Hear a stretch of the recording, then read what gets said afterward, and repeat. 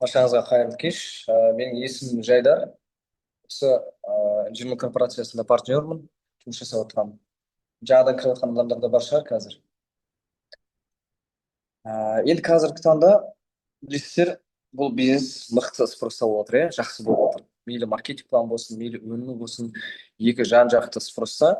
Енді мен бүгінгі айтатын тақырып тек қана маркетинг план, маркетинг план толықтай разбор жасаймыз, сосын өнімдерге толықтай разбор жасаймыз. Қандай өнімдер, состав немен жасалып жатыр, именно қай жерлерге жаңағындай емдік қасиеті бар, қандай денсаулықтағы біздің проблеманы шешеді. Соған байланысты толықтай ақпараттарды айтамыз. Енді кішкене тәртіпті бұзып, бірінші маркетинг планнан бастайық, маркетинг планнан бастайық, өйткені енді қаншама ұзынға кіріп отырған кісілердің көбісі енді біздің партнерлар өнім туралы ақпараттарды көбірек білуіңіз мүмкін. Маркетинг планды халыққа қалай түсіндіру керек екенін әлі күнге дейін білмейміз. Даже бізде бар пәлен уақыттан бері жұмыс жасап келе жатқан партнерларымыздың өзі қалай кабинетпен жұмыс жасау керек екенін, қалай маркетинг планды халыққа түсіндіру керек екенін әлі білмейді. Даже өнімдерді де дұрыс халыққа түсіндіре алмайды. Сол үшін бізде енді көбінесе маркетинг планнан көптеген сұрақтар болады бізде. Қалай халыққа түсіндіруге болады? Қалай жеткізе аламыз? Қалай ақшаны санап көрсетеміз деген сияқты. Соған байланысты бізде көптеген сұрақтар пайда болады. Сол нәрсені мен қысқа нұсқа кәдімгідей тақтаға сызып мен сіздерге көрсетсем, қалай түсіндіреміз, разбор жасаймыз. Ең алғаш сіздер маркетинг планды түсіндірген кезде міндетті түрде оның бұл корпорацияны түсіндіру керек. Қандай корпорация, қай жақтан шығып жатыр, тарихы қандай, қандай өнімдерді сатады деген сияқты. И сол осы өнімдерді пайдаланып жаңағыдай маркетинг планмен сататын сол маркетинг планның жүйесі қандай. Мысалы, мақсаты қандай маркетинг планы, соны қарау керекпіз. Өйткені біздің маркетинг планды түсіндірген кезде міндетті түрде жаңағы айтасыздар, не үшін қосты маркетинг план? Компания негізі өзі 33 жылдан бері жұмыс жасап келе жатқан өте үлкен корпорация, но 4 жыл ғана болған маркетинг план қосқанда. Маркетинг план қосудағы мақсат не? Біріншіден экспортқа шығару үшін бүкіл әлемге. Екіншіден, достар, бізде ол халық оригиналын алсын деген мақсатпен осы маркетинг планды түсіндіріп отыр. Не істеп отыр, қосып отыр маркетинг планды. Енді білесіздер, маркетинг планда көптеген компанияларда қалай бинар классика деп бөлінеді. Бізде классиканың ішінде де классика накопительный деп айтады. Ондай маркетинг план ешқашан Қазақстанда болмаған. Дархан мырзалардың өздері айтады, бұл енді Қазақстанға 10 жылда бір өзгеріс алып келген маркетинг план деп айтады бізде. Маркетинг планы енді бізде өнімдердің өзі квантовый медицинамен жасалған, білесіздер, шығыс медицинасы мен квантовый медицинаны байланыстыру арқылы жаңа технологиямен жасап шыққан. Сол сияқты біздің маркетинг планда, достар, маркетинг планда бізде квантовый скачок деп айтамыз.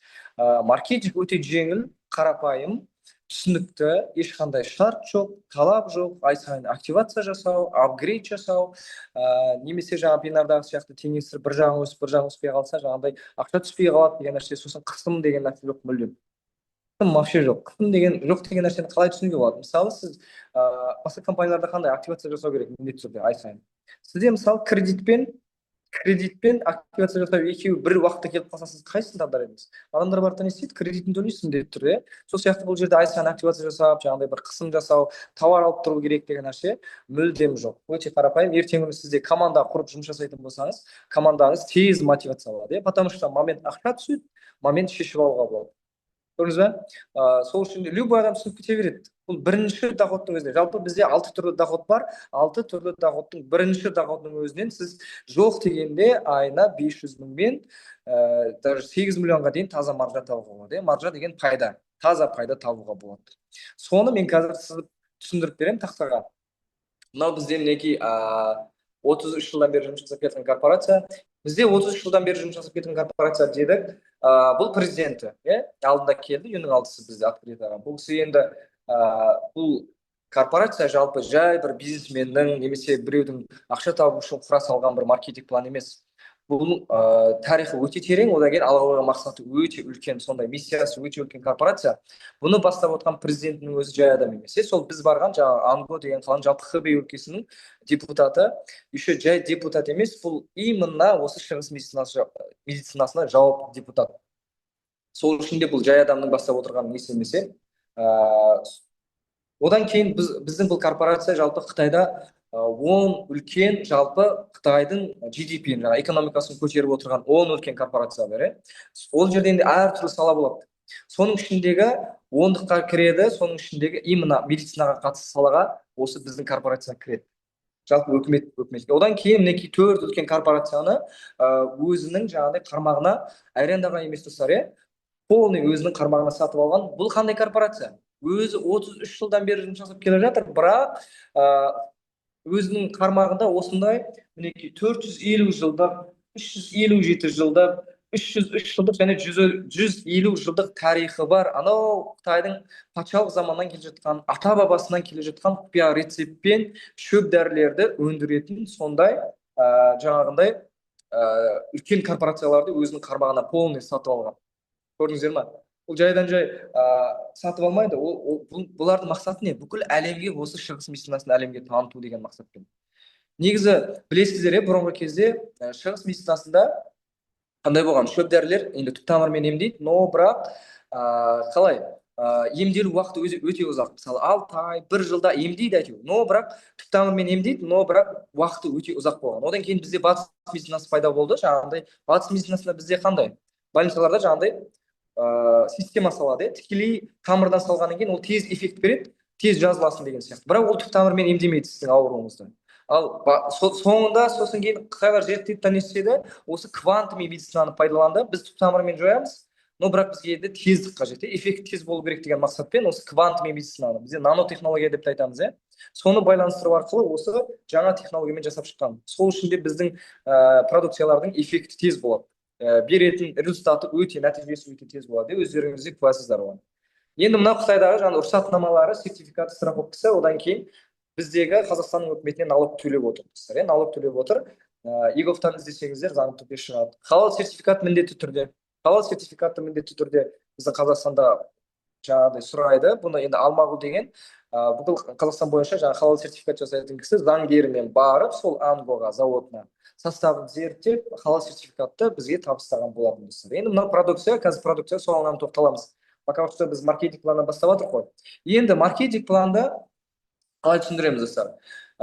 Сіз былай айтасыз, мысалы маркетинг планда мен жұмыс жасау үшін, жалпы маркетинг планмен осы бизнесті жалғастыру үшін міндетті түрде өзіңізге арнайы жеке кабинет ашылады. Оны білеміз, жеке кабинет ашылады, сол кабинеттің ішінде полный тауарға байланысты ақпараттар, сатып алу, и сосын кейін доход, расход, общий товар оборотыңыз, и сосын кейін бүкіл Қазақстан бойынша доставкасы, и сіздің командаңыз жасап отқан адамдардың жаңағыдай общий товар обороты қанша, соған байланысты толық ақпаратты сол кабинеттен аламыз, былайша айтқан кезде ол сіздің өзіңіздің жеке жаңағы магазиніңіз, дүкеніңіз деген сөз ғой. Ол сол жерден оған тіркелу тегін. Ал сіз сол кабинет ашылғаннан кейін активация жасау үшін міндетті түрде өзіңізге бір зат аласыз. 30.100 теңгеден басталады. Біздегі басқа компания сияқты, мысалы 300.000, 200.000, 150.000 деген нәрсе жоқ. Тек қана 30.100 теңгемен бизнесті бастайсыз да. Цифрлар точно дұрыс көрініп тұр ғой, 30.100 теңгеге сіз бір зат алдыңыз, мысалы біз мынаны айтайық. Бір көз қаламын алдыңыз, сіз автоматты түрде не істейсіз? 10% жеңілдікке ие боласыз.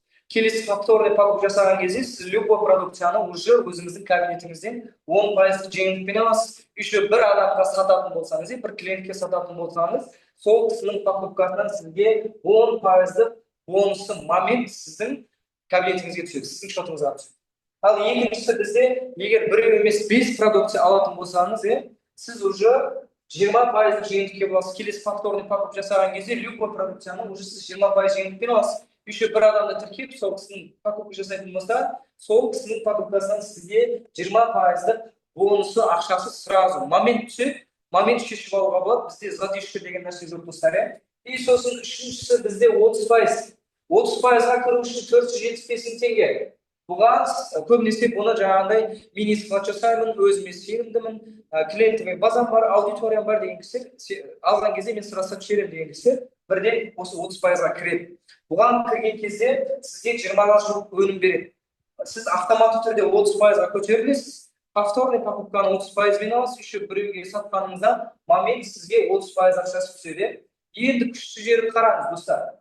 Сіз мына 30%-ға кіру үшін міндетті түрде 475.000 теңгенің ақшасын салу шарт емес сізге. Бізде апгрейд деген нәрсе жоқ, Бізде тауар обороты есептелінеді. Мысалы, сіз өзіңіз бір 10%-ды немен кірдіңіз, бір продукциямен кірдіңіз, Ал сіз 5 адамға, 4 адамға, сіз мына 4 қарындаш сатсаңыз, немесе 1 адамға 5 қарындаш сатсаңыз, ол кісі не, ол 20% да ғой. Ал сіз де автоматты түрде 20%-ға көтеріліп кетесіз. Ал екінші адам барады да 1 адамды 30%-ға жазатын болса, мына екінші тұрған 20% адамда бірінші бір ақшыға 10%-ға келген, сіз де автоматты түрде не істейсіз? 30%-ға көтеріліп кетесіз достар.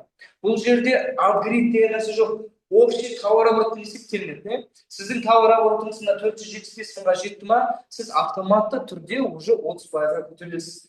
Также солай істейді. Товарооборотыңыз 1 700 000 болған кезде автоматты түрде 40%-ға көтерілесіз, 17 миллион болған кезде 50%-ға көтерілесіз, 49 500 болған кезде автоматты түрде 60%-ға көтерілесіз достар. Бұл жерде сіз қаласаңыз да, қаламасаңыз да мына 50 мен 60-қа шығасыз. Өйткені бізде товарооборот қандай? Накопительный достар. Сіз 49 500 жасағанша, 60%-ға шыққанша, сіз 30 100 теңгеден артық ақша құймайсыз. Бұл жерде полный сіздің сатып отқан клиентіңіз бар, сіздің командаңыз бар, солардың общий жасап отқан товарообороты. Әйтеуір сіз 1 айда шығасыз ба, 3 айда шығасыз ба, жоқ әлде 1 жылда шығасыз ба, әйтеуір жинала береді. Мына товарооборотқа жетті ме, сіз автоматты түрде 60%-ға көтеріліп кетесіз. Енді бұл түсінікті болса, ары қарай достар, таза маржа қанша қалады? 10% мен 60%-ның арасында сізге түсетін ақша қанша? Мысалы, сіз 10%-да тұрсыз, бір қарындаш сатшыңыз бар, сізге қалатын таза маржа 2700 теңге.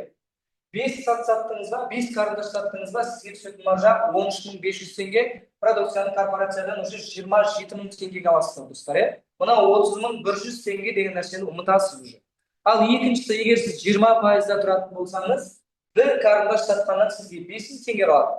5 қарындаш сатқаннан 25000 теңге қалады. Ал продукцияны компаниядан сіз уже 25000 теңгеге аласыз.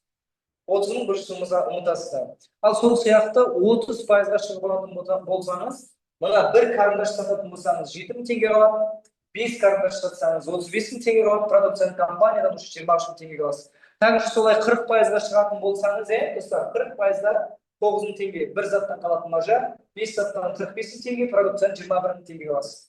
Менде сондай бір кісі болды, 40%-ға шығып алды да, ол кісі естеді только продажамен. Мына спрейді ол кісі компаниядан 21000 теңгеге алады. Бірақ 30 100 теңгеге сатады, сыртқы бағамен сатады. Арасында қанша маржа? 9000 теңге. Солай 9000 теңгемен маржамен тек қана спрейд сата беріп, кредитінен құтылмаған. Тек қана бір спрейд сатып. Көрдіңіз ба, кейін ол кісі түсінді, что масштабный жұмыс жасау үшін, үлкен шетке шығу үшін не керек? Үлкен команда керек достар. Міндетті түрде бір адам тыраштанып, сіздер үлкен шетке шыға алмайсыздар. Сол үшін жақсы команда керек. Енді 50% достар. 50% бізде бір зат сатсаңыз 11000 теңге қалады. 5 зат сатсаңыз 25000 теңге қалады, продукцияны 19000 теңгемен аласыз. Одан кейін сіз егер мен сияқты 60%-ға шығып алатын болсаңыз, бір қарындаш сатсаңыз 13100 теңге қалады.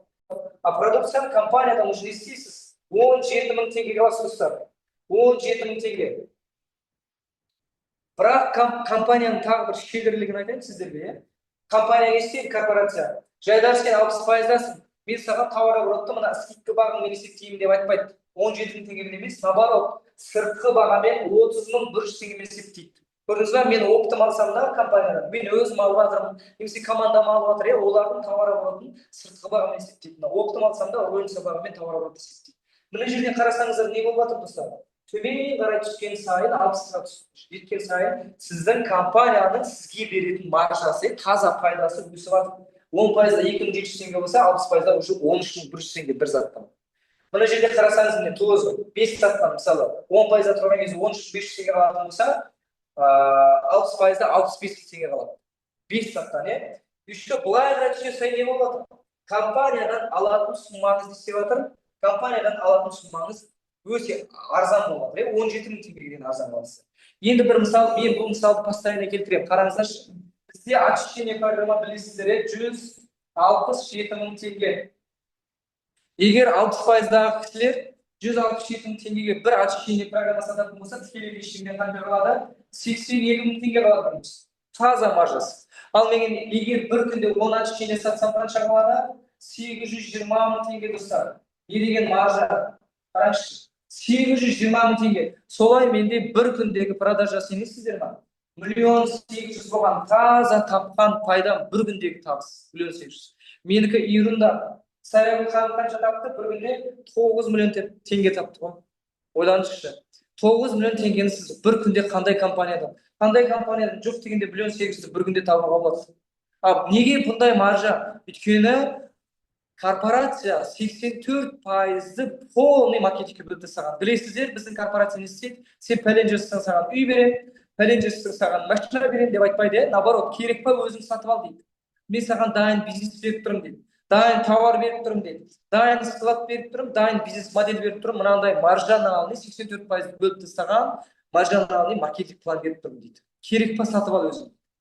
Көрдіңіз ба? Ал жаңағы промоушндарды білесіздер, саяхаттарды оны жаңағы 7 миллиард 500 миллион теңге алатын Хан мырза үлкен спонсорлар ұйымдастырады. Мына маржа енді бір есептей білген адамға дейді да, Дархан мырза айтады, сол кісінің школасына кіріп қойып, есептей білген адамға дейді, цифр ешқашан алдамайды дейді. Бірінші доходтың өзінен, егер сіз есептей білетін адам болсаңыз, мына бармағыңызды тістейсіз. Сондай қызық болған менде. Түнгі сағат 2-де звондап тұр, мен түсіндіріп беремін. Түнгі сағат 2-де звондайды, Жайдар мырза, мен ұйықтай алмадым, ана цифрлап көз алдымда елестеп жатыр, ұйықтай алмай жатырмын дейді. Күлемін, мен де басында солай ұйықтай алмағанмын дейді. Көрдіңіз ба? Бұл маржа өте үлкен. Енді қарасаңыздар, достар, мына жерде түсіндіреді. Мысалы, сіз 10%-да тұрсыз, 10%-да тұрсыз. Енді не істедіңіз? Сіз барасыздағы 3 адамға сатасыз, бір карандаш, бір спрей, бір коллаген саттыңыз. Бәрі 10%. Бірақ бізде міндетті түрде маркетинг планда үш аяққа деген нәрсе жоқ. 2 аяқ, 3 аяқ. Бұл жерде боковой шексіз. Мына жерде мысал келтіріп отыр. Мысалы, сіз 10%-дасыз, 3 адамды тіркедіңіз. Енді барақтама результат көреді, дұрыс па? Результат көргенге бұл да сатқысы келеді, ақша тапқысы келеді. Жұмыс жағдайда 10%-ға бір адам, 20%-ға бір адам тіркеген кезде мынау да автоматты түрде 20-ға көтеріледі. Ал сіз болсаңыз, тоже автоматты түрде 20%-ға көтерілесіз. Сіз мынаға мән беріңіз. 30.100 теңге. Сіз 20%-ға кіру үшін 147 теңге ақша құйып жатқан жоқсыз. Наоборот, мыналардың общий тауар оборотымен сіз 20%-ға көтеріп кеттіңіз. Также солай барады, мынау да жұмыс жасайды, 20-20-дан 2 адам тіркесе, мынау да 20-ға көтеріледі. Ал сіз болсаңыз автоматты түрде 30%-ға көтерілесіз. 30%-ға көтерілу үшін тауар оборот қанша? 475 теңге, 475 теңге сіз салып жатқан жоқсыз. 30.100 теңгеден бастап. Наоборот, сіз мыналардың торы командаңыз бар, сатып жатқан клиенттеріңіз бар, солардың общий тауар оборотымен сіз автоматты түрде 30%-ға көтеріп кеттіңіз ғой. Көрдіңіз ба? Тек қана сіз ғана көтеріп жатқан жоқсыз. Астыңыздағы командаңыз да өсіп жатыр. Біздің маркетинг планда қандай, достар? Біздің маркетинг планда спонсорды байыту деген нәрсе жоқ, достар. Білесіздер, кім еңбектенеді, соның еңбегі бағаланады. Даже спонсордан асып кетуге болады. Даже солай барады, мынау да 10%-ға бір адам 30-ға тіркейтін болса, мынау 30-ға көтеріледі, мынау 30-ға көтеріледі. И мына жерде тоже 30-дан 2 адам жазатын болса, мынау 30-ға, мынау 30-ға, ал сіз болсаңыз автоматты түрде 40%-ға көтерілесіз. 40%-ның тауар обороты 1.700.000 білесіздер. Ал 1.700.000 бір тиын қалтаңыздан 30.000 теңгеден артық шығарған жоқсыз. Общий команданың клиенттеріңіздің тауар обороты 40%-ға жетті ма, сіз автоматты түрде 40%-ға көтерілдіңіз. Тура осындай тауар оборот жасайтын болсаңыз, сіз 40-қа шығам дегенше тауып қоятын таза маржаңыз 4.109.000 теңге таза маржа тауып қоясыз. Көрдіңіз ба? Енді бізде 5 ұрпақтан деген түседі деген тема бар, білесіздер. 5 ұрпақтан деген қандай? Ол 5 линиядан түседі. Оны мен қарапайым тілмен сіздерге түсіндіріп берейін. Мысалы, бинарда, немесе жаңағы неде қандай? Бинарда, пирамидада. Мына жерде сіз, и потом мына жерде астына 2 адам тіркейсің дейді. И астына 2 адам тіркейсің, оның астына 2 адам тіркейсің, мынаның астына 2 адам тіркейсің, 2 аяқтың астына тіркей бересің. А мына жағың сен өсіп кетті. Мына жағың қалып қалып не істейді? Саған ақша түспейді, білесіздер. Теңестіріп отыру керек. А бұл жерде бізде ондай емес, достар, бізде ондай емес. Бізде қандай? Бізде как солнышко сияқты. Бізде как солнышко сияқты кетеді. Мысалы, мынау сіз, мыналар лишник. Мыналар лишник. Ал солардың каждый астындағы 5 адамға дейін, 5 миллиардқа дейін істейді. Сізге түсіп отырады. Көрдіңіз ба? 5 миллиард. Мысалы, мынау сіздің лишник, мынадан да түседі, мынадан да түседі, мынадан да түседі, мынадан да түседі, мынадан да түседі. 5 адам. Мынадан да түседі. Өсіп кете береді. Как солнышко сияқты кете береді. Көрдіңіздер ма? Енді бұл нәрсе деген қандай? Мысалы, сіз 60%-ға шығып алдыңыз, сіз 60%-ға шықтыңыз. Бұл жерде сіз 60%-да тұрсыз. Сіздің астыңызда бір лишник бар, 10%. Дұрыс па? Бұл барады да бір адамға сатады бұл жерде. Мынаны сатқаны бұл өзінің 10% алады, 10 мен 60-тың арасындағы 50% корпорация сізге береді ғой. Көрдіңіз бе, 50%. Ал мына жерде 20%-дағы лишник бар сізде. И барады да бұл да бір адамға сатады достар, Мынаны сатқаннан бұл өзінің 20-сын алады, ал 20 мен 60-тың арасындағы 40% компания сізге береді. Также что мына жерде 30%-дағы лишник болатын болса, бұл бір адамға сатады. Мынаны покупкасынан бұл өзінің 30% алады, 30 мен 60-тың арасындағы қанша? 30% компаниясы береді. Также солай 40%-дағы болса, бұл да сатты 20% береді. А мына жерде 50%-дағы адам сіздің лишник. Бұл барады бір адамға сатты, мынаны покупкасынан бұл өзінің 50-ін алады, 50 мен 60-тың арасындағы 10% компаниясы сізге береді. Тура осындай не істейді? 5 линияға дейін арасындағы разницасы сізге түсіп отырады. Көрдіңіз бе? Соны мына жерде түсіндіріп жатырмын. Мысалы, сіз 60%-дасыз, 50, 40, 30, 20%-дағы сіздің неңіз бар, лишниктеріңіз бар. Солай қараңыз, 50, 40, 30, 20% сіздің лишниктеріңіз бар. И мына 50%-дағы лишник не істейді? 20%-ға бір адам жазады, жазған кезде мына 140 мың теңгенің 50%-ін, 55 теңгесін сіздің 50%-ға лишнигіңіз алады, ал 50 мен 60-тың арасындағы 10%, 11 мың теңге сіздің қалтаңызға түседі достар. Еще бұның астындағы 5 линияға дейін сізге түсіп отырады ғой.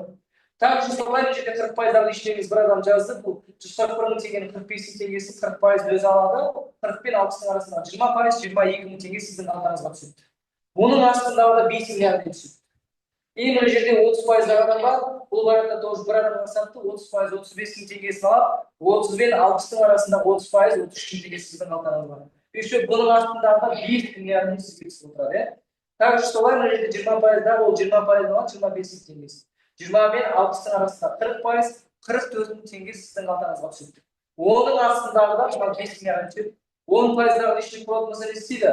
10%-да болса, 10 мен 60-тың арасындағы 50% разницасы сізге түсіп отырады. 5 ұрпақтан деген нәрсе осы достар, 5 ұрпақтан деген нәрсе осы 5 линияға. Бірақ 60-қа шығып алсаңыз, негізі кайфтың бәрі 60-та ғой, кино 60-тан кейін басталады достар, Сол сияқты негізі 60%-да, оказывается, 20 линияға дейін жайлап түседі екен. Енді оны 60-қа шыққан кезде Алла қаласа көресіздер. Біз әлі бірінші доходта жүрміз, достар. Енді қараңыз, 60-ты жаптық, 60-ты жапқаннан кейін бізде референдум бонус аяқталады. Референдум бонус деген нәрсе ол күнделікті сіздің сатқаныңыздан түседі. Сатсаңыз болды түседі, сатсаңыз болды түседі. Ал енді екінші командалық бонус бізде достар, командалық бонус ол әр айдың 1-нен 30-на дейін есептеледі. Общий товарооборот, клиентіңіз бар, командаңыз бар, анау 1045 адам бар, сатыватқан.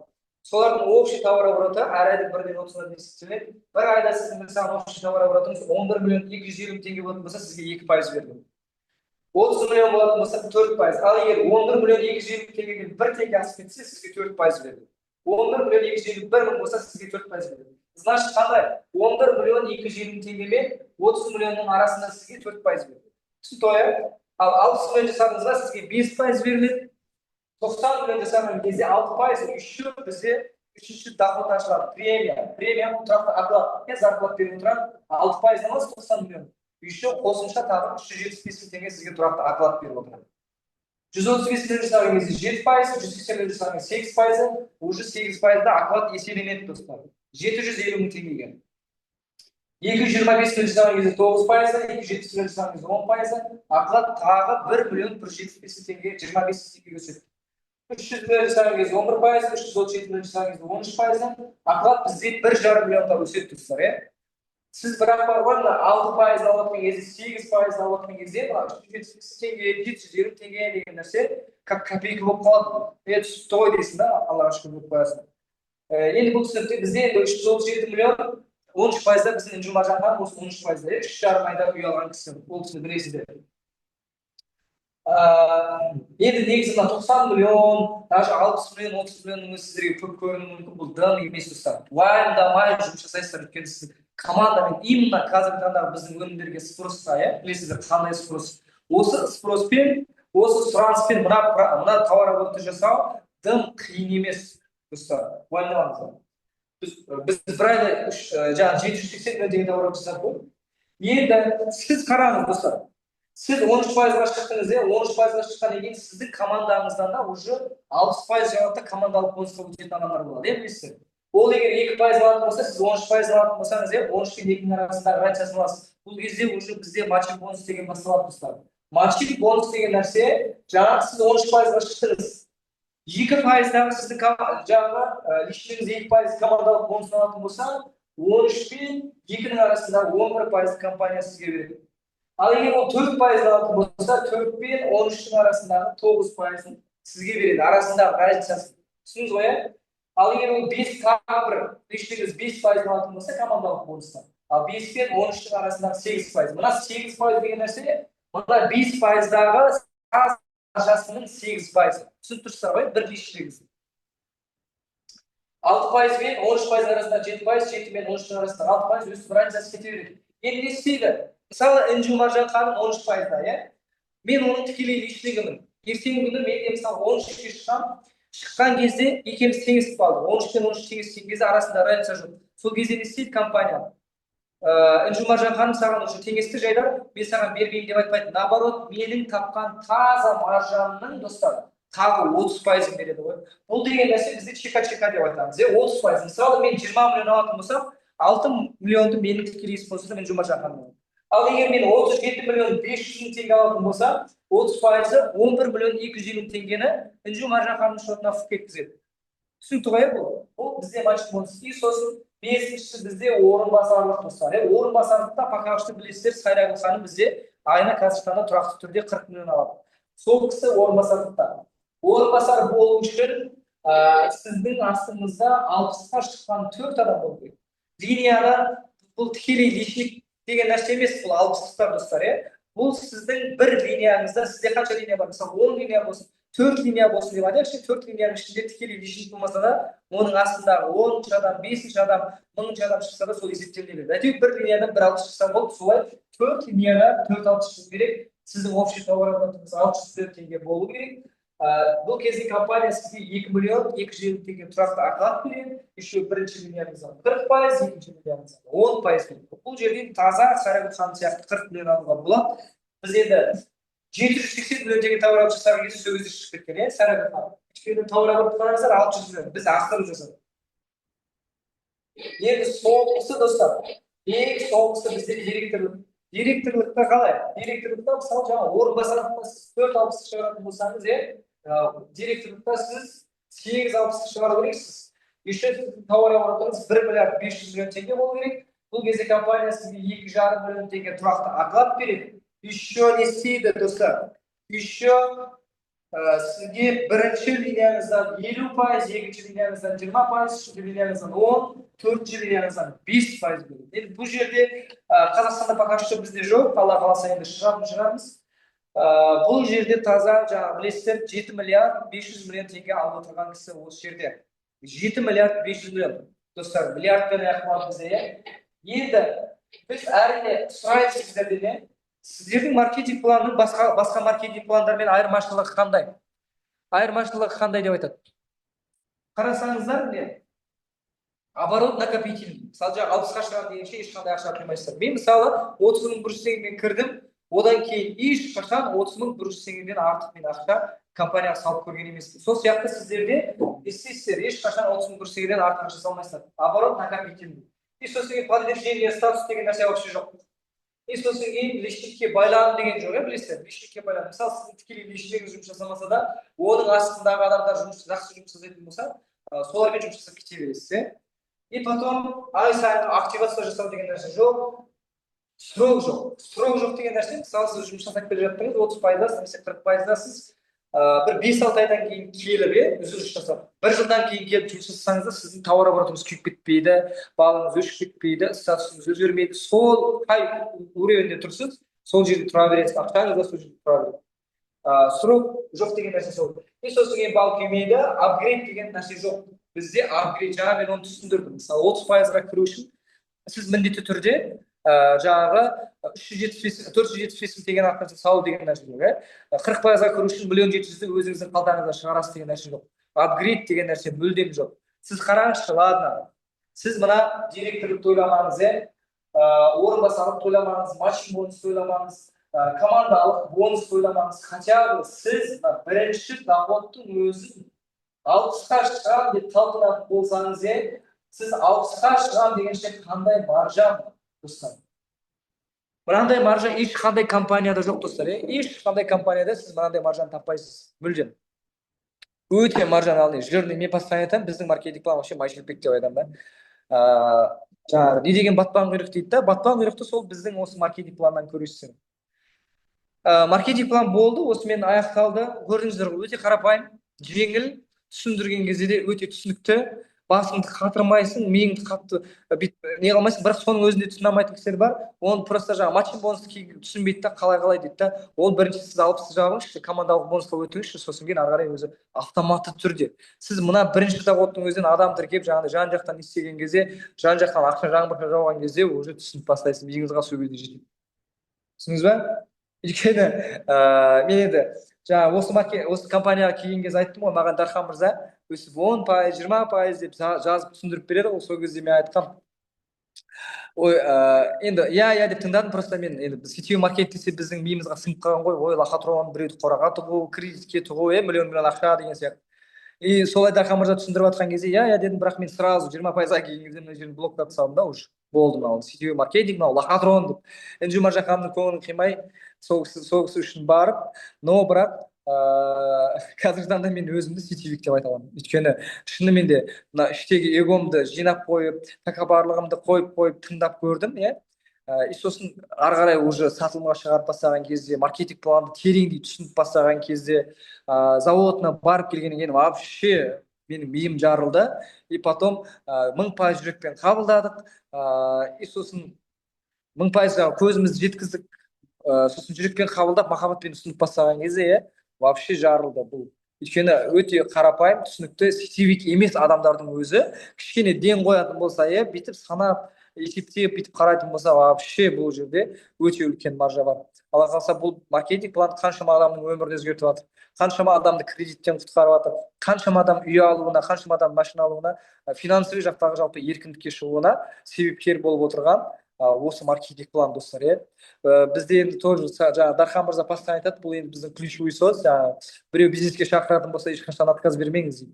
Мына іштегі эгоңызды жойып, мен сияқты бір тыңдап көрсеңіз, может бұл бизнес бар ғой, сізге қайырлы болуы мүмкін. Өйткені сіз кез келген уақытта отказ беріп үлгересіз да. Басқаларға да солай түсіндіріңіздер. Кез келген уақытта отказ беріп үлгересіз, но бірақ шынымен де эгоңызды жойып тыңдайтын болсаңыз, бұл сіздің өміріңізді 180 градусқа өзгертуі мүмкін да.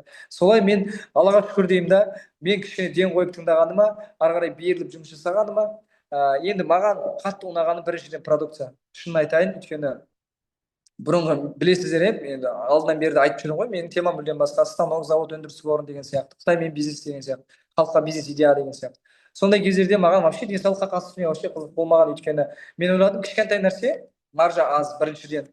Одан екіншіден денсаулыққа қатысты дүние, ол өте үлкен жауапкершілік. Басымыз екеу емес, любой нәрсені, именно денсаулыққа қатысты дүниені халыққа предлагать етуге ол опасно. Сіз составын білмесеңіз, қай жақтан шығып жатқанын білмесеңіз, тарихы қандай, бұлардан елдердің алатын результаттары немесе жаңағыдай кері отзывтар, то есть отзывтары қандай, соны білмей тұрып, тарихын зерттемей тұрып, любой денсаулыққа қатысты дүниені предлагать етуге мүлдем болмайды. Басымыз екеу емес. Но бірақ мен білем, что денсаулыққа қатысты дүние егер проблемасын, денсаулықтағы проблемасын 100% шешіп тұратын болса, мынандай затқа спрос деген мықты болады. Спрос мықты болған жерде не істейді? Продажа артады. Продажа артқан жерде үлкен шетке, үлкен объемға шығуға. Сол сияқты мен ойымда жүрді, но бірақ бір жақсы тікелей завод іздеп жүрмін. Мен тек қана бұрын тікелей заводпен жұмыс жасағаннан кейін мен бірінші сұраймын, бұл завод па, жоқ әлде посредник па? Мен соны сұраймын. Қытайдың системасын мен жақсы білемін, Қытайдың 100% білемін, ол жақтардың заводын біліп, поставщикті мен тауып бере аламын. Сол сияқты мен мынаны сұраған кезде бірінші сұраған нәрсем завод па? Қай жақтан шығып жатыр? Егер завод болса бару керек деген сияқты да. И сосын көзімді жеткізіп келгеннен кейін негізі станоктардан жақсы қалады. Но бірақ мен жаңа айттым ғой, елемедім кішкентай зат деп. Екіншісі жаңа денсаулыққа қатысты дүние болғаннан кейін. Бірақ менде спрос өте көп болып бастады. Инстаграм парақшадан, тикток парақшадан жекеме постоянно шығатын жайдарымызда, сіз енді постоянно жыл сайын 2-3 рет Қытайға барасыз, маған осындай косметика керек, маған осындай жаңағындай шөп дәрілер керек деген сияқты сондай спрос көбейіп кетті. Сосын кейін мен ойладым, басында мынаны тек қана оптом аламын да розница сатамын. Мен продажник болғаннан кейін, продажамен жүргеннен кейін ойладым, что мынаны оптом аламын да розница сатамын. Кейін маркетинг план тыңдаған кезде вообще миым жарылды, ақша потогым ашылды, мышлением вообще өзгерді, сетевой маркетингке деген көзқарасым мүлдем өзгерді, өйткені мен жаңағы заводына барып келгеннен кейін. Ең бастысы, бұндай маркетинг план, енді маркетинг планда гәп жоқ, сөз жоқ былайша айтқан кезде. Маркетинг план түсінікті. Енді осындай маркетинг планның сататын өнімі қандай? Сол қызық та, мысалы. Мына өнім көз қаламын, барлықтарыңыз білесіздер. Маған осы бизнесті жалғастыруыма, осы бизнесті ары қарай алып жүруіме себепкер болған, достар, бірінші өнім осы көз қаламы, көз қарындашы маған осы бизнесті жалғастыруыма себепкер болған, мотивация берген осы көз қалам. Өйткені осы көз қалам арқылы ең алғашқылардың бірі болып, мен осы TikTok эфирде осы біздің өнімдерді сатқан мен болатын TikTok эфирде. Ол кезде көп адам біле бермейді. Бүкіл командамның бәрін білесіздер, сол TikTok эфирмен холодный клиенттермен жинаған. Бір айдың ішінде 168 адам тіркеп, жаңағы рекорд жаратқан мен болатынмын. Енді кішігірім мақтанып қояйын. Бәрі айтады ғой енді. Сол кезде мысалы TikTok эфирмен мен предлагать еткен кезде, достар, мына жерден қазір шығарып алайын. Бір кісі менен не істеді? Ол кезде даже бізде вообще тауар жоқ қой. Мүлдем тауар жоқ. Ол кезде біз ауа саттық, Қытайдан келеді. Бір айлап күтеміз, тастап келеді. Одан кейін оны сортировка жасаймыз, реттейміз, әр қалаға бөлеміз, оны поштаға саламыз, пойызға саламыз. Дед Мороз болып жүрдік қой, арқалап алып. Ең алғашқы жасаған кісілер біледі, қандай қиындықтан өттік біз. Таңғы 5:30-6-ға дейін ұйықтамаймыз. Жаңа тауарларды реттеп. Одан кейін 2-3-ге дейін мен эфирде отырамын. Сол кезде мен мысалы мынаны предлагать етіп бастаған кезде қолымда әйтеуір пустой, даже мына ішінде де жоқ. Просто коробкасын ұстап аламын, и потом мына көздікін мен таныстырамын халыққа. Осындай күшті продукция келді, көзіңіздегі проблеманы шешеді. Жаңағы катаракт, ақ түскен, дақ түскен, ет өскен, глаукома, астигматизм, косоглаза, плюс-минус болып жүрген болсаңыз, қысқа уақыттың ішінде сол көздегі проблеманы шешеді. Қысқа уақыттың ішінде көзілдірікті тастауға себеп болады мына өнім. Пышаққа тигізбей, ота жасатпай. Солай түсіндіріп бастадым, құндылығын түсіндіріп бастадым. И сосын бір кісі маған жазды TikToктан, что не деп айтты ол кісі? Жайдар мырза, мен ертең мінекей порталмен ота жасайын деп отырмын. Қолымда документтерім дайын, жинап отырмын. Ертең Алла қаласа мен отаға кірейін деп отырмын. Көзімде катаракта. Мына көзімде катарактыны алады да не істейді? Орнына хрусталь салады дейді. Ол хрусталь салды деген сөз өмір бақи артық зат, Алла тағаланың жаратқан табиғи несімен жүрген қандай жақсы, мысалы. Ол кісінің орнына хрусталь салады. И сосын айттым, мен қорқып тұрмын, бірақ мен сізге сеніп тұрмын дейді, мына зат маған может себепкер болуы мүмкін деп сөйттім. Пожалуйста, бірінші сеніп жағыңыз, қолданып көріңіз, енді отаға бармай тұрып, может себеп болып қалуы мүмкін. Мынадан біреуін алып жағып бастады, и сосын эффектін көріп бастады, и сосын бірден менен 5-еуін сатып алды. Как раз сол кезде 5+1 промоушн болатқан. Сол кезде 5-еуін сатып алды. Мынадан 4-еуін аяқтаған кезде уже не істеді? Ол кісінің көзіндегі катаракта артына жылжып, далаға шыққан кезде анық көріп бастады ғой. Мен шокпын, вообще махаббатым артты анадан кейін. Одан кейін артынан кетті, уже біреу ашкені тастап атқан, біреуін құлақ естіп атқан, біреуін тамағындағы зоп кетіп атқан, көзі көріп атқан, мұрнынан гаймориттан жазылып, неше түрлі құрттар, мыңғырық түрлі мұсыр шығып атқан, сондай отыздар кетті мынадан уже. Мынау вообще бізде хит болды мынау. И сосын не істеді? Бұл тек қана жаңа мен айтып отырмын, көздегі проблема айттым, қандай проблема екен? Одан тек қана көз емес, бұл мұрындағы гайморит, құлақтың дұрыс естімеуі, возрасттан болған немесе белгілі себептермен құлақтың мына 50-60% ғана еститін құлақтар бар. Соған жақсы көмегін береді. Сосын тамақтағы мына зоб, щитовидка деген сияқты нәрселерге, тамақтағы проблемаға өте жақсы көмегін береді.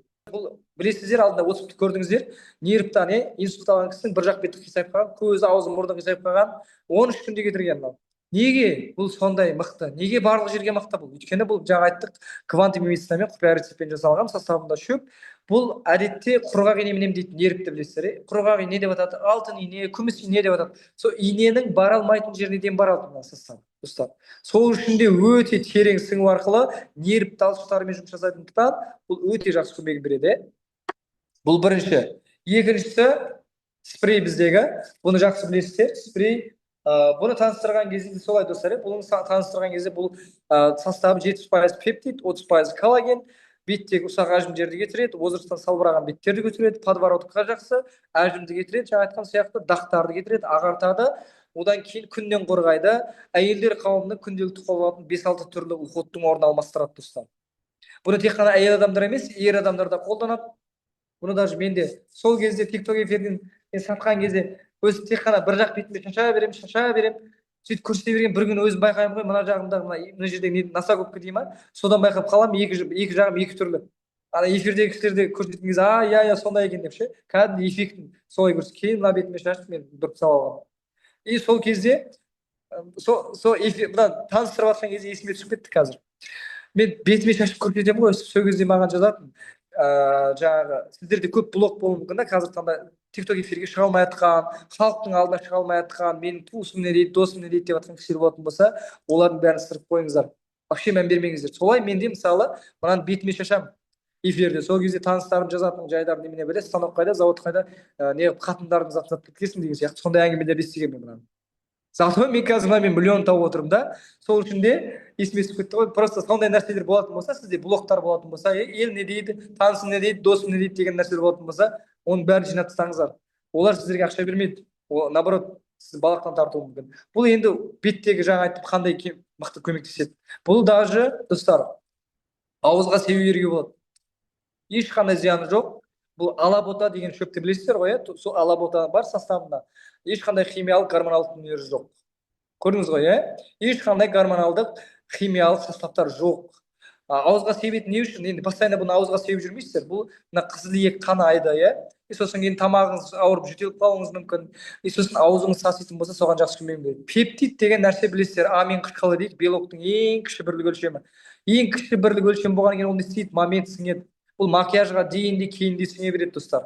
Терең сіңеді. Су әдетте бет жуған кезде су теріден ары сіңбейді. Молекуласы өте үлкен. Мынаның молекуласы өте ұсақ. Сол үшін де ет пен теріге сіңу арқылы сүйекке салбырап қалған сүйектен ажырап, соны көтеріп береді. Живой ботекс. Мынаны білесіздер ғой, бір жақ бетіне 10 минуттан арасын салып, сіңдіріп жағатын болсаңыздар, бір жақ бетіне ғана. Бір жақ беті көтеріліп қалады. Солай мысалы мен мынаны бүгін 5 адамға пырлық етсем, достар, 5 адамға пырлық етсем, үшеуі сразу алып береді, шашып бергеннен жағы. Біреу ақша іздеп береді, төртіншісі. Бесіншісі не істейді? Айналып ертеңгі күні қайтып алып береді. Не істеймін? Бір бетін қисайтып жіберемін, екінші бетін түзету үшін ертеңгі күні қайтып айналып береді. Көрдіңіздер ме? Мынау сондай өнім. Өнімнің өзі сөйлейді. Мен сияқты бүйтіп зарлап, қақсап, тамағыңызды жыртып айтып отпайсыз. Бұны барасына шашасыз, мынаны барасына көзіне жағасыз, сразу вау дейді.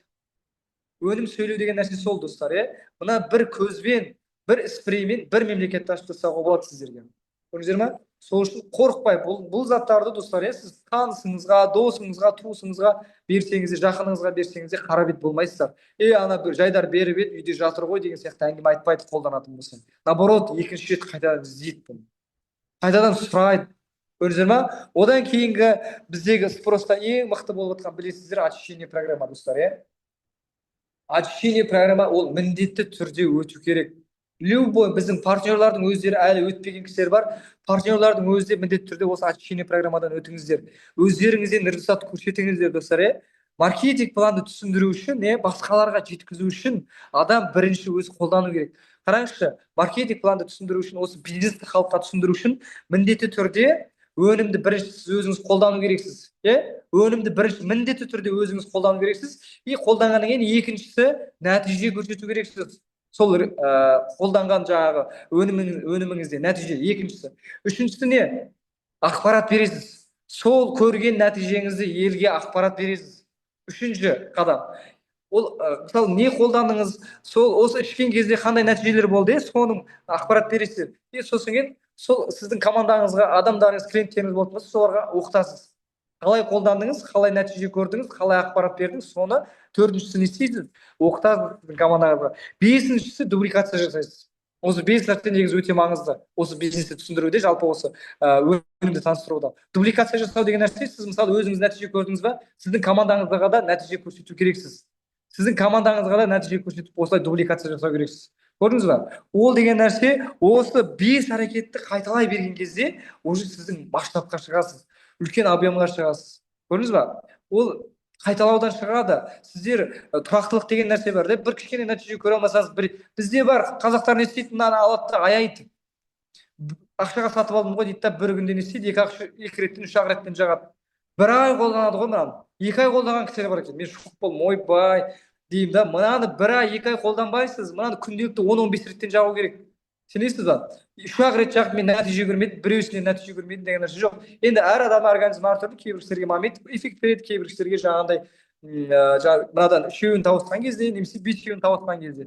Бір кісі бізде мынадан 14 флаконын тауысқаннан кейін полный очкиін тастаған ғой, 14 флаконнан кейін.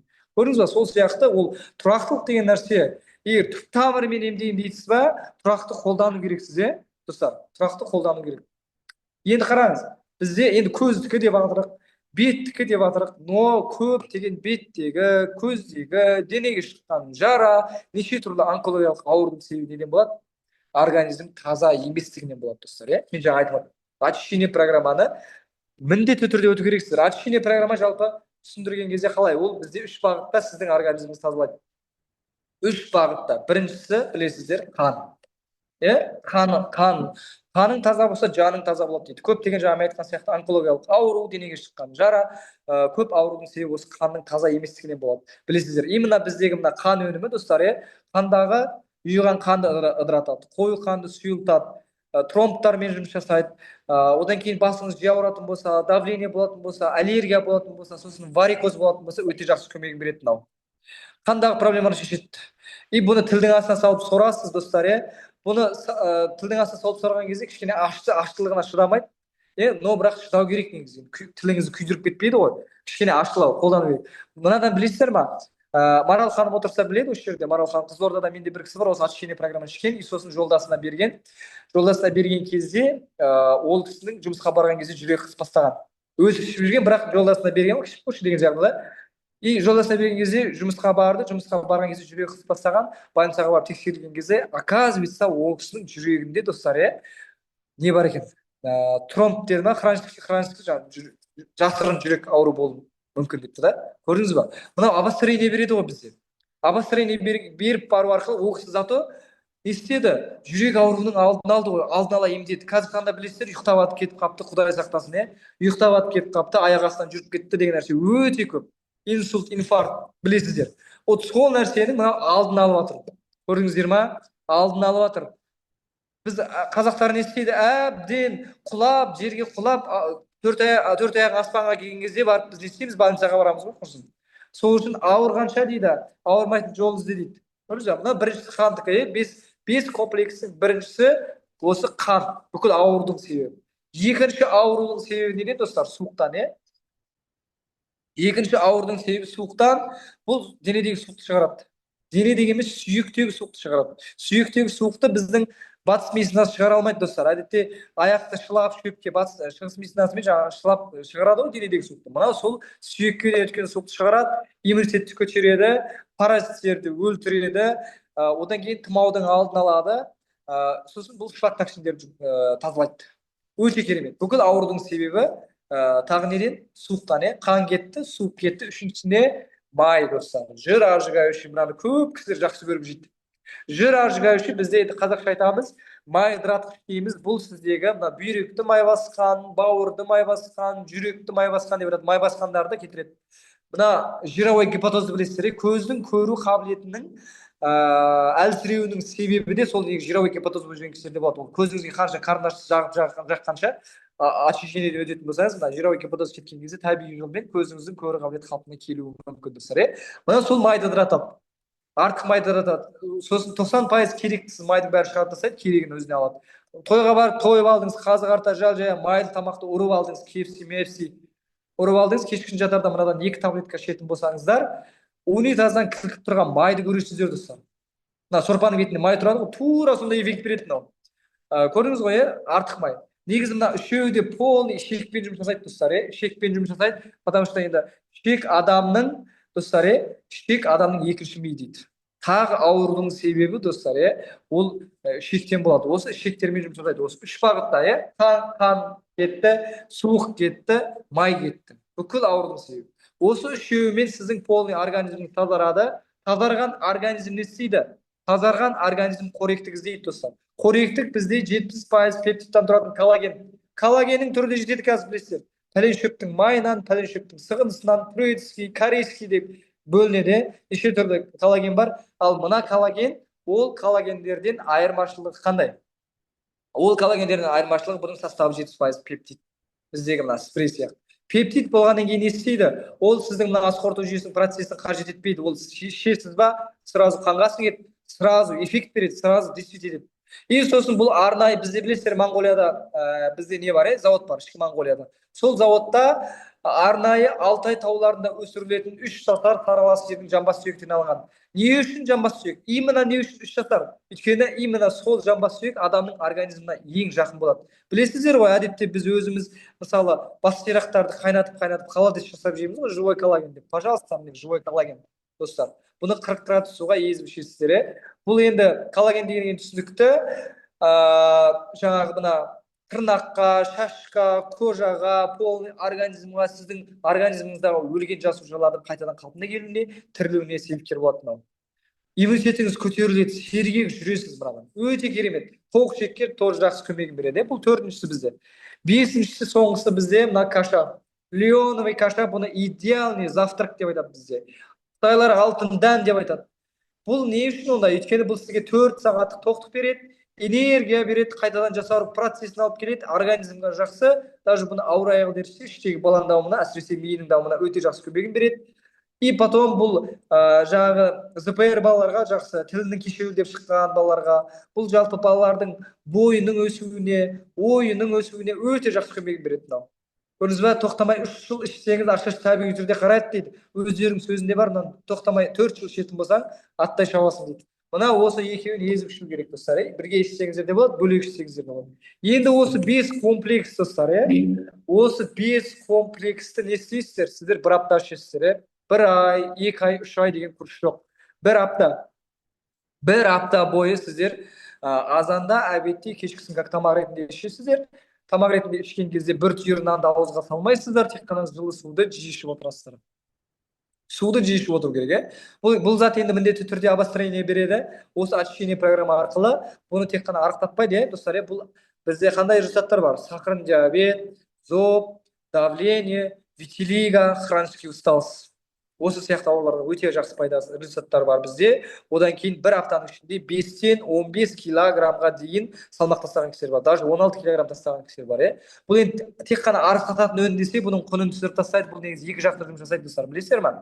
Қатты арығада болса, бұл салмақ қосуға көмектеседі ғой. Өйткені бұл аурудың себебін іздейді ғой. Жаңа айтып жатырмын, мен обострение береді. Не үшін обострение береді? Обострение берудің себебі бұл сізде қандай ауру бар, сол жерде түртеді бұл. Мысалы, асқазаныңыз ауырса барып асқазаныңызға тиіседі. Бүйрек ауырса бүйрекке тиіседі. Қай жеріңіз ауырса сол жерге тиіседі. Даже сізде қандай ауру бар білмейсіз, соған дейін қозғайды ғой. Бұл түп тамырымен жоятын соншалық бұл организм деген нәрсе көтере алмай қалады. Неге көтере алмайды? Өйткені пәлен жылдан бері жиналып жатқан шлак токсиндарды ол бірінші ерітеді. Одан кейін жуады, одан кейін шаяды, одан кейін термен, сосын кейін дәретпен шығарады. Ол процесті, ол квантум медицина болғаннан кейін ол тез әрекет жасайды. Сіз мына ішкен кісілер біледі, бір нәрсе, бір солдаттар жүрген сияқты, бірдеңе жұмыс жасап жүрген сияқты, бір стройка жүргізіп жатқан сияқты сондай эффектті көрген кісілер бар ма? Тура сондай эффект болады мына очищение программада. Вот сол сияқты тоқтамай организмға жұмыс жасаған кезде сіз көтере алмай қаласыз. Сол кезде жүрек айну, бас айналу, сосын кейін жаңағы мына даже құсқан кісілерде болады, әлсіздік пайда болады. Ол деген нәрсе бұл обострение, достар. Даже кейбір кісілердің мойнына, кеудесіне бөрткен шығарады, одан қорқудан қажеті жоқ. Өйткені сіздің организмда шлак токсиндер көп болатын болса, мына бүйректегі, бауырдағы уыттарды айдайды ғой, сол кезде мына денеңізге шығып кетеді. Ол ондай кезде просто суды, жылы суды жиі ішіп тұру керек, сонда ол термен, сосын дәретпен шығып кетеді, одан қорқудан қажеті жоқ, достар. Осы көрдіңіздер ме? Бұл очищение программа бізде клеточный питание деп айтады. Бұл арықтатып, жаңа айтқан сияқты, мен жалғастырмадым, арық кісілер. Егер семіз болсаң, неге бұл семізсің, соның себебін іздейді, мысалы. Может, ол ісік болуы мүмкін, немесе бір организм дұрыс жұмыс жасамауы мүмкін. Соның себебін іздеп барып, сіздің салмақ тастатады. Ал соның себебін іздеп барып, қатты арық болсаңыз, может, сіздің ас қорыту жүйеңіз дұрыс емес. Не ішсеңіз де бойыңызға дарымайды. Мына жақтан ішесіз, мына жақтан шығып кетеді. Өйткені сіздің ас қорыту жүйеңіз дұрыс жұмыс жасамайды. Соның себебін іздеп бару арқылы, одан кейін аппетитіңізді ашады, не ішсеңізге бойыңызға сіңеді, дариды. Жоқ дегенде 4 килограмм жазсыз, достар, 4 килограмм алсаңызда 8 килограмм азған сияқты көрінесіз. Неге? Өйткені адам азған кезде мына салбырайды, терілер салбырайды, қарныңыз салбырайды, жаңағы бос терілер салбырап қалады. Сол кезде мына каша мен мына коллаген сол салбыраған терілеріңізді қайтадан жинап береді. Ысылып шығасың. Мына атты жаратады ғой, тура сол сияқты эффект болады сізде. Объем кетеді, ысылып шығасыз. Түріңіз нұрланады. түріңіз өңіңіз ашылады кәдімгі. Мына ауру адамның бүкіл ауру бетіне шығып тұрады, тотығып, қарайып, азып, тозып жүреді да өмір бақи. Жаңағы хронический усталость болып жүрген кісілер не істейді? Даже туалетке баруға ерінеді ғой. Туалетке баруға ерініп, ұйқысырап, жаңағыдай түс көріп жүрген сияқты, жердің бетін бүйтіп жаңағыдай қалқып жүрген сияқты сондай эффект ол хронический усталость. Содан келесіздер. Бізде бар ғой жаңағы таяқты тастаған кісілер. Апалар бар ғой, баспалдақтан жаңағыдай ақтаңдап түсіп, ақтаңдап шығып жүрген кісілер қазір анда жүгіріп түсіп жүр мысалы да, осы очищение программадан. Енді витилиганы ойлаңызшы, витилиго мысалы батыс медицинасы емдей алмайды ғой оны. Аптекада біздің больницалар витилиганы емдей алмайды, а бізде 3,5 айда кеткен мысалы витилиго. Көрдіңіздер ғой, иә? Сол үшін де бұл қандай да бір өнім қолданбас бұрын міндетті түрде очищение программадан өтесіз. Сосын кейін барып жаңағы көзді де пайдаланыңыз, клышуды де пайдаланыңыз, иә? Енді қараңыз достар. Одан кейінгісі мынаны білесіздер, клышу. Вообще күшті, иә? Бұл да чуда крем, достар. Чуда крем. Бізде бұл қандай? Чуда крем бізде, достар, бұл массажный крем деп айтамыз, иә? Массажный крем деп айтамыз, суставный крем деп айтады адамдар. Бұл деген зат сіздің мына қолқаны кетіреді. Қолқаны білесіздер, дүңгиіп шығып кетеді, момент. Кейбір жерге даже момент кетірген момент нелер бар, иә? Результаттар бар. Сосын кейін буын аурулары, сүйек аурулары, грыжа, бел, суықтап, шаншу қадалып қалады, суық қадалып қалады. Соған жақсы көмегін береді, даже бұл температураны түсіреді. Бір жеріңізді күйдіріп алатын болсаңыз, момент жағатын болсаңыз, сол күйген жеріңіз сыртық қалмайды. Сыртық қалмайды мынадан. Папилломаны түсірген моменттер бар, температураны түсірген кездері бар бұның. Өте керемет. Қай жеріңіз ауырады, сол жеріңізге жағасыздар, иә? Сол жүзінде бұны скорый помощь деп айтады, мына екеуін бізде. Скорый помощь деп айтамыз. Одан кейін қандай женскийді білесіздер? Женский бұл енді пока что біздің сайтта жоқ, қытайский сайтта бар, білесіздер, иә? Бұл вообще мощный продукция, бұл енді белден төмен проблеманы шешеді, жаңа әйелдердегі миома, киста, дәрет ұстамай қалу деген сияқты. Сосын ер адамдардағы простатит, қуық без қабынған, әлсіздік, геморрой, білесіздер, соған өте жақсы көмегін береді. Бұны енді көп айтпай қояйын, бұл түсінікті енді, белден төмен проблеманы шешеді. Одан кейін бізде осы спрейдің крем түрі бар, вообще мощный. Кремді жағасыз сіңдіріп, үстіне спрейді себесіз, бетіңіз 5-6 жасқа жасарады. Одан кейінгісі бізде мозговойды білесіздер. Мозговой менің қолымда жоқ қазір. Мозговой вообще чудо продукция. Мозговой қазір білесіздер. ДЦП балалар көп, ДЦП, ЗПР, ЗРР. Одан кейін не бар? Мына Паркинсон білесіздер ма? Үлкен кісілерде басы дірілдеп тұратын, алжыған кісілер деп айтады, жаңағы есі естілуі мүмкін, но бірақ бала шағасын танымайды, бала сияқты сөйлейді. Сондай кісілер бар, есі ауысқан. Сондайларға өте мықты көмектеседі, есте сақтау қабілетіңізді жақсартады. Егер болсаңыз, екі ауыз сөзге келмей ұрыс іздеп тұратын болсаңыз, бәле іздеп тұратын болсаңыз, постоянно негативпен жүретін болсаңыз, сондай кісілерге вообще күшті көмектеседі мозговой. Сосын памятті жақсартады. Сосын миған тамырлары қатайған, мидағы ісік, соған жақсы көмегін береді. Басыңыз жиі ауыратын болса, сіз наоборот соны ішетін болсаңыз, біреу сізге негатив айтама, біреу бәле іздеме, наоборот оған сіз махаббат сыйлайсыз ғой. Ол негатив іздейтін, постоянно негатив іздейтін адамдарға оларға махаббат жетіспейді, достар. Сол үшін сіздер оларға махаббат сыйлаңыздар. Вот сол сияқты бізде тағы қандай бір SPF крем бар. Сосын кейін бізде мына фанчинг дегенді білесіздер, живой антибиотик. Осымен бірге бізде баучинг деген бар, голубой. Екеуін бірге ішесіздер. Голубой ол бізде не? Костный мозг деп айтады. Костный мозг деген нәрсе бізде ол жіліктің майы, жіліктің майын қалпына келтіретін өнім бар. Жіліктің майы кеткен кезде не болады сізде? Дұрыс жұмыс жасамаса, аққан ауруына шалдығасыз. Неге? Жіліктің майы адамның қанын жасайды, білесіздер, сол дұрыс жұмыс жасамайтын болса, аққан ауруына шалдығасыздар. Вот сол нәрсенің алдын алады. Костный мозг. Буынға, сүйекке өте жақсы көмегін береді. Мына болса бізде живой антибиотик. Бұл иммунитетті көтереді, тоже жақсы, организмға жақсы. Сол екеуін бірге ішкен кезде сіздің организм, сенесіз ба, 20 жасқа жасарады. Вообще мынаның құндылығын көп адам дұрыс біліп жатқан жоқ негізі. Мына вообще мощный, мына ойнайтын продукция емес негізі. Фанчинг мен баучинг. Мына әдеттегі біздің антибиотиктер аптекадағы, больницадағы үшеуден артық салмайсыз. Сіз қанша ауырып тұрсаңыз да, үшеуден артық салдыңыз да, көзіңіз көрмей қалуы мүмкін, құлақ естімей қалуы мүмкін, наоборот кері әсерін береді. Ал мына біздегі антибиотик сол антибиотиктерден 49 есе артық өнімділігі.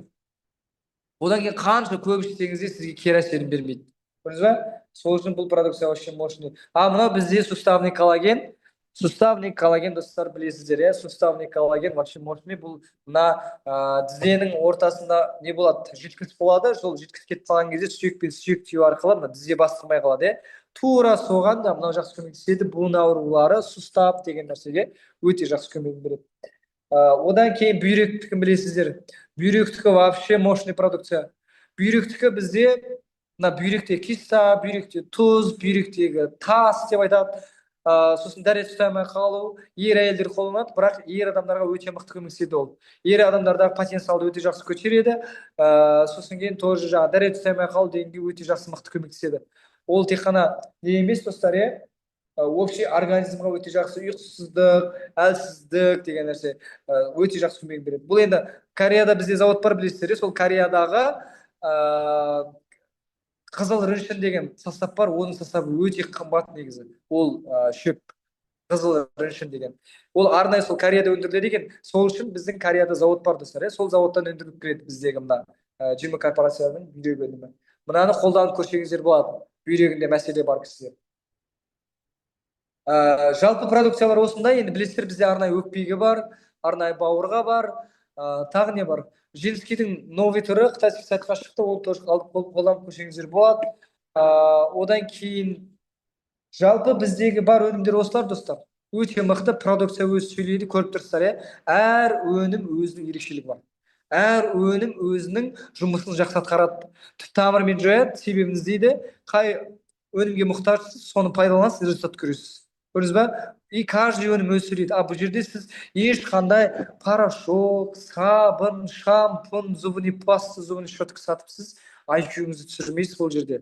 Нақты керекті денсаулықтағы проблеманы 100% шешіп беретін өнімдерді сіз халыққа ұсынасыз. Достар, сол үшін қорықпай сатыңыздар, ұялмай сатыңыздар. Алла қаласа бұл осы өнімдермен кәдімгідей қаншама сіз екі жақты, біздің бизнес арқылы екі жақты сіз халықтың алғысын аласыз достар. Бірінші денсаулығын түзеп аласыз, екіншіден жаңағы ақша табуына себепкер боласыздар. Бұл жерде көрдіңіздер ме? Неге? Мен бұл нәрсеге нақты көзім жеткізген осы бизнесті бастаған кезде, енді жайдан жай бастамайсың ғой. Көзімді жеткізгеннен кейін осы екі дүниеге жаңағы ақша табасың, денсаулығын түзейсің деген нәрсеге. Мысалы, мен сатып бастадым, көзінен жаңағы мынадан отадан қалды мысалы. Ал бір күнде менде болды 100 000 теңге тапты. Бір күнде бір кісі 100 000 теңге тапты да не істеді? Маған айтты ғой, Өлә Жайдар мырза, мен бір күнде өмірімде 100 000 теңге тауып көрмеппін деді. Сондай кісілер бар. Мына жерде де отырған шығар, мысалы, бір күнде 100 000 теңге тауып көрмеген кісілер бар шығар. Көрдіңіз ба? Сол нәрсемен екі нәрсе маған өте мотивация болды. Ең басында осы бизнесті бастаған кезде халықтың алғысын алып отырасыз екі жақты. Бірақ сол үшін сіз жаңағыда айттым, бизнесте дубликация деген нәрсе бар. Сіз қандай бизнеспен келесіз, қандай ниетпен келесіз осы бизнеске, тура сондай ниетпен аяқтайсыз. Сынап, мінеп, жаңағы бір минус іздеп келдіңіз ба, постоянно негатив іздей бересіз ба, сіздің айналаңызға да сондай адамдар келеді. Ертеңгі күні мынаны жалғастыра алмайсыз достар. Сол үшін адам бірінші ниеттену керек. Бір күнде 200 000 теңге таптым деп жазып жатыр уже. Машалла, керемет. Көрдіңіз ба? Сол сияқты ниетті дұрыстаңыз. Мен айтам, сіз мынаны қолданасыз ба, мен бір адамға сатам ба, не істеймін? Мынаны сеніп іштеймін. Сеніп қолдан деймін. Очищение программа алдым ба, сеніп іштеймін. Алла тағаладан қара суды да, Алла тағаладан дұға тілеп ішсең, еміңе шифа болады. Ол сол сияқты міндетті түрде бірінші Алла мына өнімді маған ауруыма шифа қыла көр деп ішетін болсаңыздар, сеніп 100% гарантия. Бұл ешқайсы менен осыған дейін қаншама адам алды, бір адам Жайдар мынаның болған жоқ деген әңгіме естіген жоқпын. Көрдіңіз ба? Сол үшін де біріншіден ниет достар. Сосын кейін бір жерде енді біраз лидерлар отырған шығар. Мен лидерларға достар, бұл бизнесті жасау үшін масштабқа шығу үшін мен жаңа айттым, міндетті түрде командамен жұмыс жасау керек. Команда болу үшін команданы ұстап отыра алатындай сізде білім болу керек достар. Міндетті түрде сіз ешқашан компаниядан, мен осы сөзді басынан айтамын, компаниядан өзгеріс іздемеңіздер. Біреуден ешқашан өзгеріс іздемеңіздер достар. Компаниядан өзгеріс, корпорациядан өзгеріс іздеп, спонсорлардан өзгеріс іздемей, адам бірінші өзгерісті өзінен іздеу керек. Сіз өзіңізді өзгертіңіз. Мен неге масштабқа шыға алмай жатырмын? Мен неге сата алмай жатырмын? Себебі не? Алла тағала айтады ғой, адам өзін өзгертпейінше, мен ешкімді өзгертпеймін дейді. Сол сияқты өзгерісті өздеріңізден бастаңыздар. Бұл жерде мен қазір 10 бір күшті лайфхак айтам, лидерлік қасиетке тән. Мүмкін болса жазбасаңыздар болады. Лидерлік қасиеттерді айтам, соны жазып аласыздар. и соған қарай жұмыс жасасаңыздар, алла қаласа сізде үлкен масштабный команда болады бұйырса. Онымен бізде енді жұмыс жасап жатырмық, жайлап енді аллаға шүкір деймін. Бірінші нәрсе, дайын болсаңыздар, бірінші нәрсе жауапкершілік, достар. Ең бірінші лидерлік қасиеттің біріншісі ол жауапкершілік. Жауапкершілікті сіз қашан мойныңызға аласыз, сіз қашан мына бизнесті менің бизнесім деп жүрекпен қабылдайсыз, сол кезде мына бизнестен кәдімгідей масштабқа шығасыз, достар. Жауапкершілікті алып үйреніңіздер. Спонсорға сүйей салып, спонсор мынау етіп деген сияқты нәрсені айтпаңыздар мүлдем. Көрдіңіздер ме? Одан кейінгісі үлгі бола білу керексіз, достар. Сіздің астыңыздағы командаға үлгі болу керексіздер. Сіз мысалы жаңа айттым ғой, дубликация деген нәрсе бар деп. Сіз қалай жүресіз? Сіз жаңағыдай берілмей, жаңағыдай қалай айтуға болады? Жүрекпен емесе, әйтеуір жүрсіз, әйтеуір. Кіріп шығып жүрсіз, сенің командаңда сондай болып жүреді ертең. Жұмыс жасамайды. Сіз мына жақтан беріліп қойдыңыз ба, негативпен кетіп қалдыңыз ба, бүкіл командаңыз негативке келеді. Сол үшін міндетті түрде командаға үлгі бола білу керек. Бұл екіншісі. Үшіншісі, достар, тәртіп. Міндетті түрде тәртіп керек.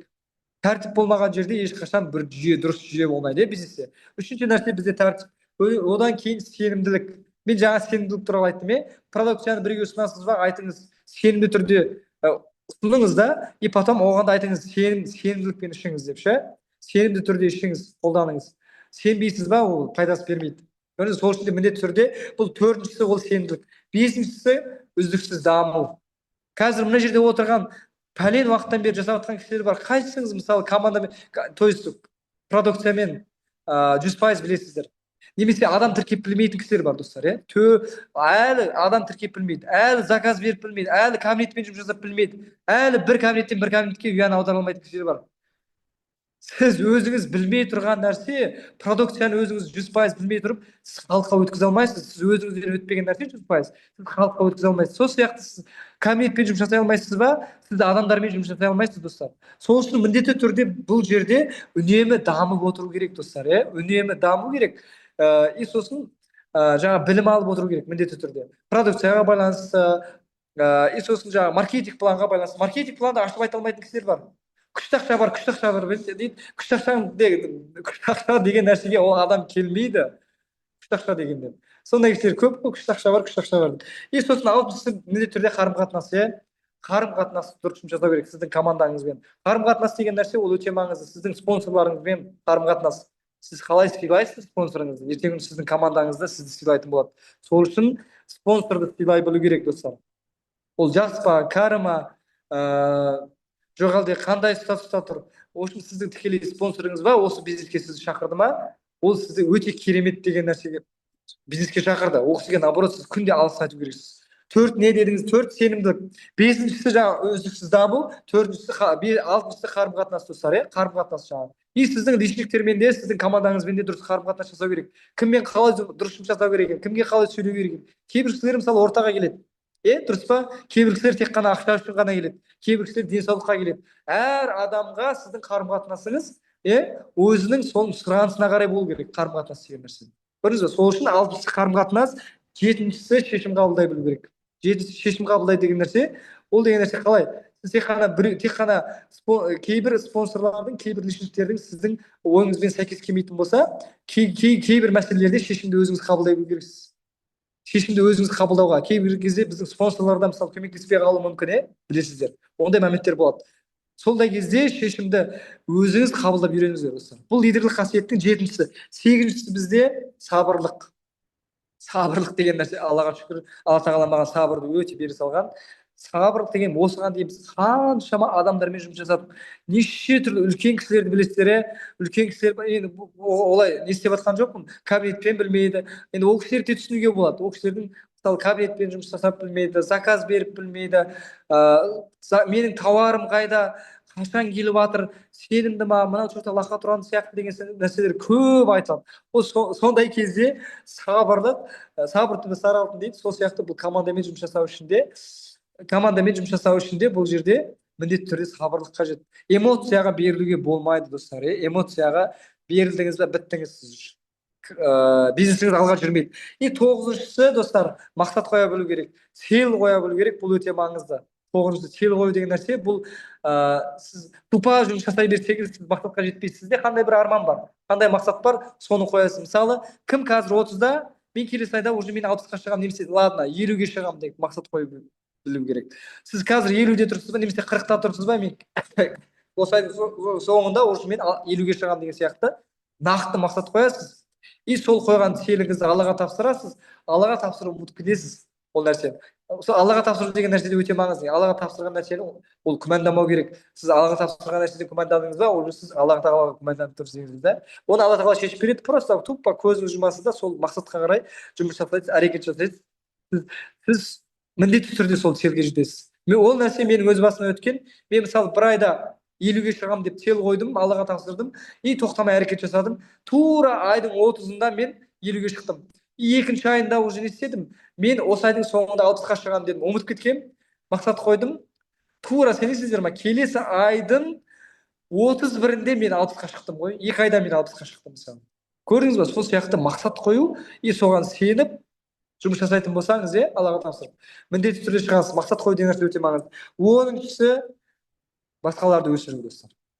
Басқаларды өсіру деген нәрсе, бұл жерде мен дейтін болсаңыздар, өзім ғана ақша табамын, мен ғана байықпайын, мен ғана ақша тапып қалайын деген адамдар болатын болса, өспейсіздер никогда. Сол үшін 10-шісі адам өсіру. Ол қараңыздар, лидерліктің басты қағидасы лидерліктің басты қағидасы менің сарайлықхандар солай жұмыс жасайды, білесіздер, сарайлықхандар тек қана мен демейді, олар командамен жұмыс жасайды. Командам өссінші, жаңа промоушндар сұрайды деген сияқты. Скоро тағы бір жаңалықтар бар, айтылуы мүмкін, өз аузымен айтып берсе. Сол сияқты бұл жерде менің жетістігім ол команданың жетістігі деу керек. Көрдіңіз ба? Үлкен нәтиже ол бір күнде ғана болмайды, достар. Үлкен нәтиже бір күнде ғана келмейді, ол күн сайынғы қайталайтын не істейді? Кішкентай әрекеттерден не істейді? Пайда болады үлкен жетістік.